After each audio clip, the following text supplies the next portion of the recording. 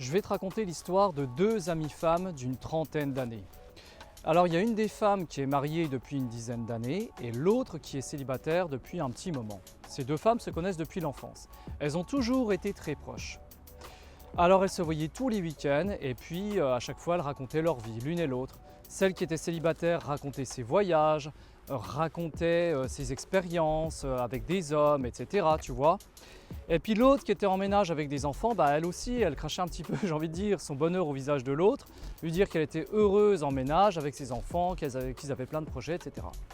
Et au fur et à mesure que ces deux amies finalement crachaient un petit peu leur positivité l'une en face de l'autre, alors que leur situation initiale ne leur convenait pas, elles n'étaient vraiment pas heureuses les deux, eh bien ça ne faisait que accentuer cette distance.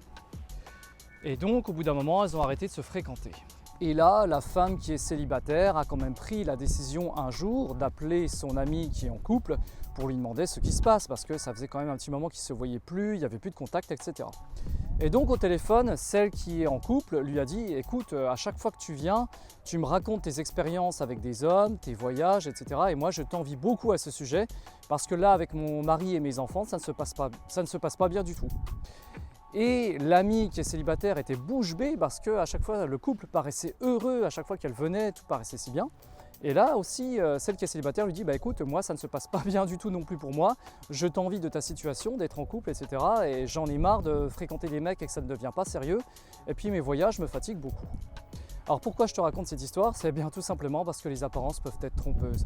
Il y a des gens qui envient certainement ta situation, même si toi tu envies la situation d'autres, mais les autres tu ne connais pas, tu ne vis pas dans leur foyer.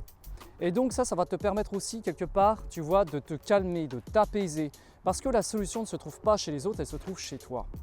Il faut arrêter d'envier les autres sur leur situation, mais toi, il faut rechercher ce que vraiment tu souhaites. Est-ce que c'est vraiment la situation de l'autre qui te donne envie parce que tu veux avoir la même chose, mais peut-être qu'au fond de toi, tu as envie d'autre chose, peut-être que tu es fait pour une autre vie. C'est à toi de trouver cela.